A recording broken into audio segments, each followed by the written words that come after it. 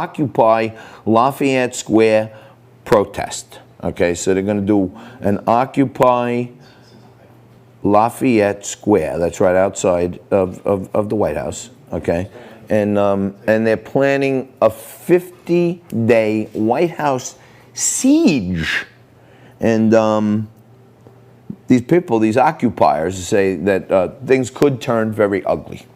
Okay, so kid, thanks for that. And by the way, in 2009, when these same morons, supported by the UFT and financed by the UFT, were occupying Zuccotti Park in New York City, and they were going to do Occupy Wall Street and all this other crap, two brave men stood in front of them and countered that protest and scared the living daylights out of them that they were out of that park within 48 hours.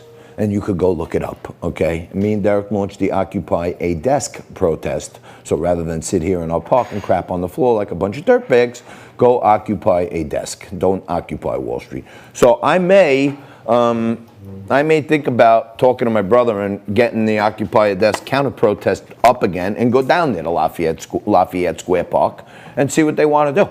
Because we should be able to peacefully protest too. Should I do the Occupy Desk again, Todd? Yep. My brother Todd's over there. He says yes. He's also the guy who said I'm not stable before. So you know what I mean? He's the one making me unstable. Anyhow, Keith, thanks. Watch out, because they're fortifying. And not for nothing. If somebody said we're doing a White House siege, to me that sounds like a threat in itself. So let's get the organizers and lock them up. It's simple. That's what we do. Anyhow, as the race draws on, and if you remember, okay, Joe Biden was dead in the water. Let me do a little quick recap for you here, okay? Joe Biden was dead in the water, okay? Bernie Sanders was rolling, okay? And all of a sudden, James Clyburn in South Carolina, Barack Obama's buddy, came out and stood up and said, you got to vote for Joe Biden. And all of the South Carolina voters went. There was a landslide, and then the Obamaites and the Clintonites went to Pete Buttigieg and went to Bernie Sanders and said, you're out. And that's that. This great campaign of a man who has 4 times before tried to run for president, Donald Trump Jr. said he's like the Loch Ness Monster in the swamp. He pops his head up every 10 years and runs for president, okay? Hopefully we can slay the Loch Ness for one last time. It's the Loch Ness Monster. All right, just take a look at this. This is where it all began.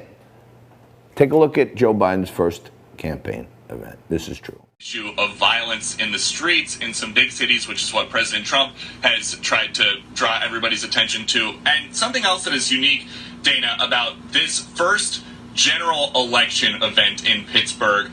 This is what it looks like, essentially, if you're the Biden campaign outside the event in the COVID era. A few dozen people showed up, even though this was not open to the public. And you can see the campaign did not have any way for these people to watch the remarks or listen. It's not clear that they even know that he is done speaking. There is a Biden flag.